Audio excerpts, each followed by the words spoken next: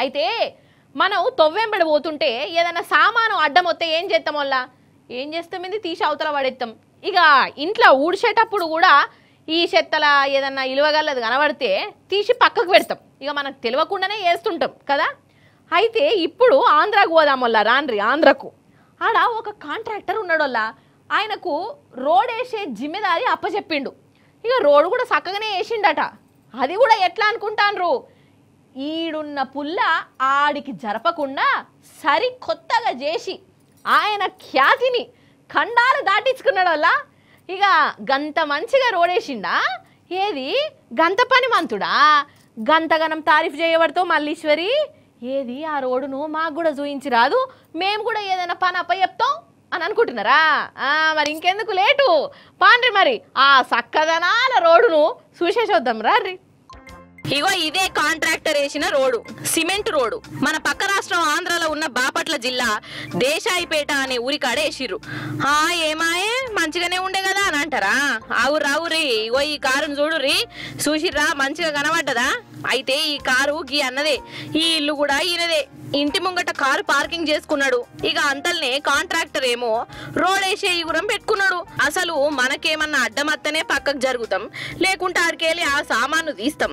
కానీ కాంట్రాక్టర్ మాత్రం ఆ కారును ముట్టలే, దాని తెరువుకే ఓలే.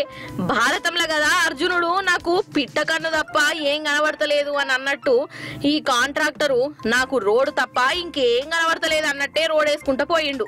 ఇక ఈ కారేమో ఇంటికి రోడ్డుకు నడుమ ఇరుక్కపోయింది. ఇక ఇప్పుడు ఆ కారు తీయాలనంటే కొత్తగా వేసిన రోడ్డునన్న వలగొట్టాలి, లేకుంటే ఇంటి గోడనన్న కూలగొట్టాలి. అసలు ఏమన్నా తెలివా?